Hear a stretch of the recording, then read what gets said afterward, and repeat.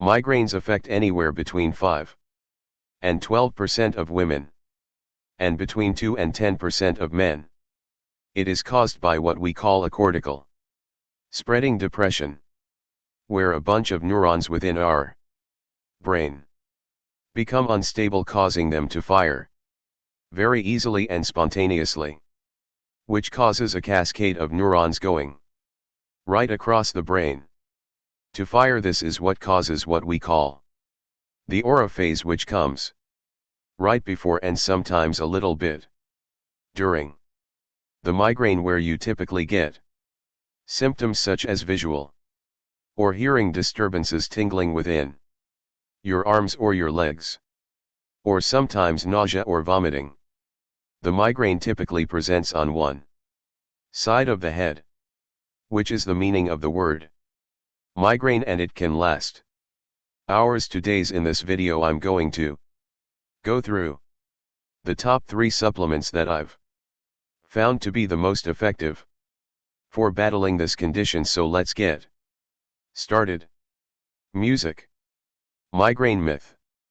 One myth about migraines is that just because you're having a bad headache doesn't mean it's necessarily a migraine. There are lots of different causes of headaches that can present quite badly and cause you to need to rest in bed. So if you do suffer with headache regularly, it'd be my recommendation to go and seek a professional to get it diagnosed and find out what is the cause of that problem, so you can best treat that issue. There are many different supplements that have been recommended and to be shown effective for migraines, and they work in a number of different ways. My recommendation is to try a supplement and see whether it makes a difference.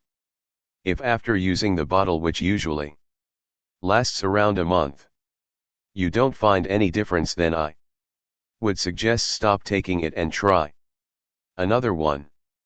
If you take a whole bunch of supplements all at one time, the problem is that you're not necessarily going to know which one was making the difference. So you don't want to be taking supplements that you don't need to take.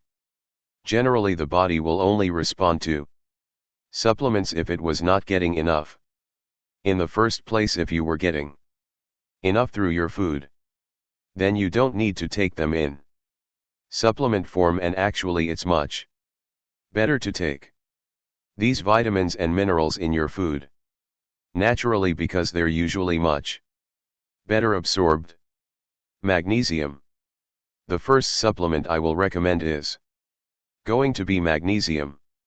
Magnesium is probably the most common supplement I recommend to patients because so many of us are deficient in it. There's been studies to show that the majority of us in the West, with the diet that we have, are deficient in magnesium. Another reason why we tend to be deficient in magnesium is because it's not stored in the body for a long period of time, and so it needs that daily replenishment.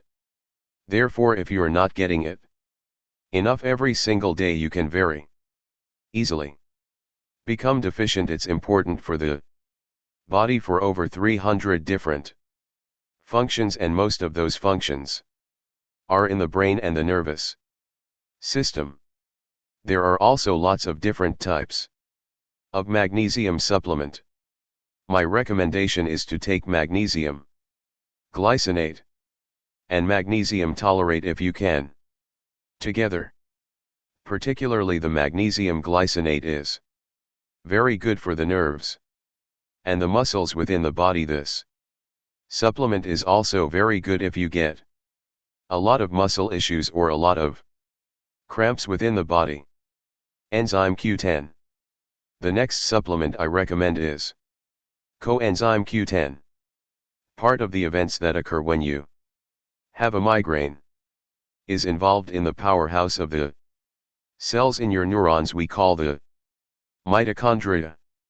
When that cell has been fired, after it goes into what we call a state of fatigue, Where that cell loses its energy, this energy comes from that mitochondria.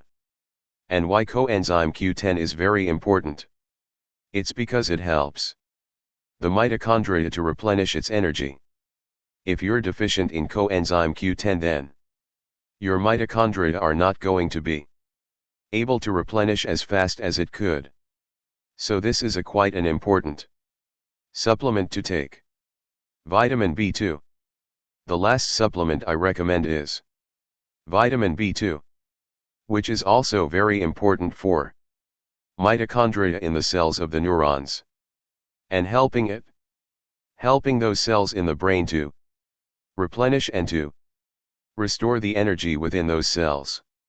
So give these supplements a try, as I said, try one at a time, so that you can monitor what difference each supplement is making.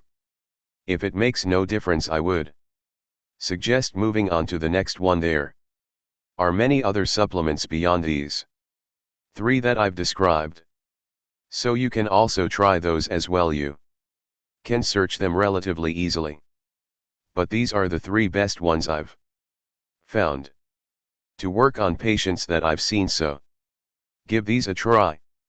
I hope you found some value from this video. Let me know any results that you have in the comments. It's always interesting to know which supplements work for which people, and we can then learn from that experience. Don't forget to subscribe if you haven't already to see regular videos like this, one every single Monday. And I'll see you on the next video.